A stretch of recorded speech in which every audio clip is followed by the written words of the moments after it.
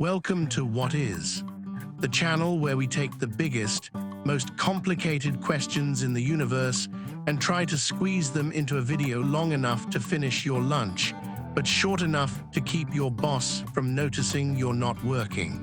Today we're tackling the big one, the Holy Grail, the reason you bought that overpriced indoor plant that died in 3 days. Today we are asking, what is happiness? If you were to look up the dictionary definition of happiness, it would tell you something like, the state of being happy. Thanks, Webster, very helpful. That's like defining a car as a thing that acts like a car. In reality, happiness is a slippery little devil. It's a multi-billion-dollar industry, a biological cocktail, and a philosophical headache that has been bothering humans since we first realized that having a warm cave was slightly better than being eaten by a saber-toothed tiger. To understand what it actually is, we have to look at it through 3 different lenses: the brain, the bank account, and the soul. First, let's get clinical. Let's talk about the brain. To your gray matter, happiness isn't a feeling. It's a series of chemical transactions. Think of your brain as a very exclusive nightclub, and your neurotransmitters are the VIPs. There are 4 main players in the happiness suite, often referred to by the acronym D.O.S.E. D is for dopamine. This is the reward chemical. It's what you feel when you finally find your keys, or when you see that little red notification bubble on your phone. Dopamine isn't actually about the pleasure of the thing. It's about the anticipation of the thing. It's the brain's way of saying, hey, that felt good. Do it again until you're broke or exhausted.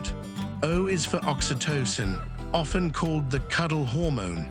This is the social glue. It's released when we hug, when we trust someone, or when we look into the eyes of a puppy. It's the biological reason why loneliness feels physically painful.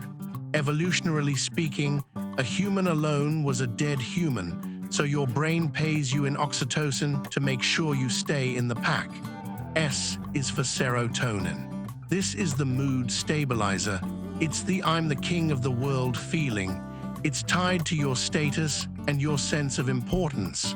When you feel respected by your peers, your serotonin levels spike. When you get passed over for a promotion, they tank. And finally, E is for endorphins. These are the natural painkillers. They are released in response to pain or stress to help you push through. It's the runner's high. It's also why some people actually enjoy eating spicy food that feels like a blowtorch to the tongue. Your brain is essentially bribing you to keep going. So, is happiness just a well-mixed chemical cocktail? If we just injected you with all 4 at once, would you be happy? Well, technically, you'd probably be vibrating and trying to hug a blender. But as any philosopher will tell you, a chemical spike is just pleasure, and pleasure is fleeting. This brings us to the second lens, the difference between hedonia and eudaimonia. Aristotle, a guy who spent a lot of time thinking because Netflix hadn't been invented yet, distinguished between 2 types of happiness. Hedonic happiness is the pursuit of pleasure. It's the pizza, the new shoes, the sleeping in on a Tuesday. It's great, don't get me wrong, but it has a major flaw, the hedonic treadmill. You see, humans are annoyingly good at getting used to things. You buy a brand new car, and for a week, you're the happiest person on earth. 6 months later, it's just the place where you keep your empty fast food bags. You've adapted. To get that same rush again, you need a better car. You're running faster and faster on the treadmill, but staying in the exact same place emotionally. Eudaimonic happiness, on the other hand, is about meaning.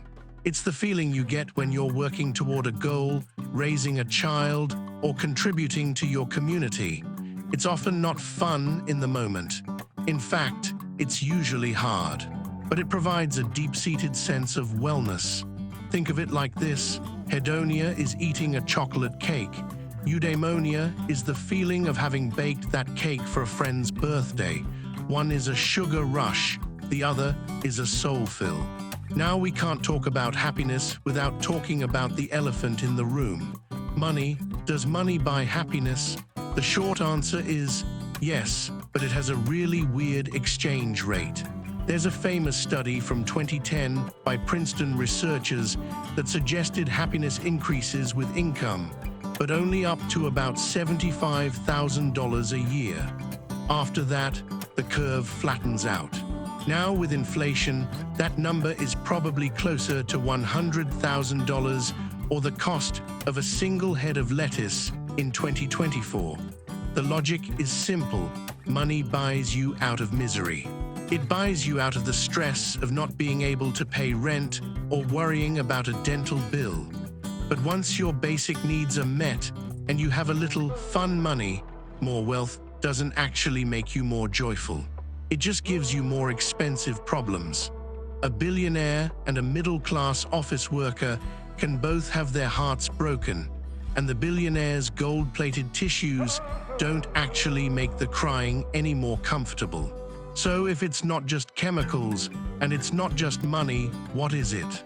Well, according to the longest-running study on human happiness, the Harvard Study of Adult Development, which has been following a group of men since 1938, the secret isn't fame, wealth, or even health. The number one predictor of long-term happiness? Good relationships. That's it. That's the big secret. People who are more socially connected to family, friends, and community are happier, physically healthier, and they live longer. Loneliness, it turns out, is as toxic to your body as smoking or alcoholism. But here's the comedic irony of the human condition. We are terrible at knowing what will make us happy. We are victims of impact bias. We think that winning the lottery will make us happy forever and that losing a limb will make us miserable forever. In reality, a year after both events, most people return to their baseline level of happiness. We have a psychological immune system that helps us recover from tragedy, but it also unfortunately helps us recover from ecstasy. So let's wrap this up. What is happiness? Happiness is not a destination. It's not a place you get to where you can finally sit down and say, okay, I'm done, I'm happy now. It's more like a weather system. It's a combination of biological rewards, a sense of purpose, and the quality of the people you're hanging out with while you wait for the next storm to pass. It's also surprisingly about losing yourself. Think about the last time you were truly happy. You probably weren't thinking about yourself. You were in flow. You were lost in a book, a conversation, a hobby, or a sunset. Happiness is the byproduct of living, not the goal of living. Trying to be happy all the time is actually a great way to make yourself miserable. It's okay to be sad. It's okay to be frustrated. A life of only up notes isn't a song. It's just a high-pitched scream.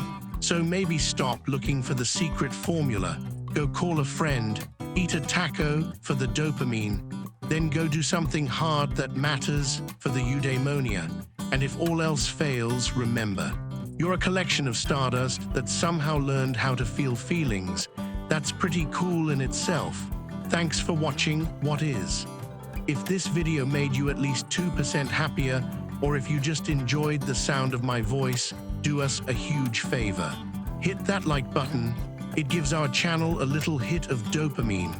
Subscribe and hit the bell icon so you don't miss our next deep dive into the things that make us human. And let us know in the comments. What's one thing that always makes you happy, no matter how small? For me, it's finding a $20 bill in an old pair of jeans. Pure magic. Until next time, keep asking questions.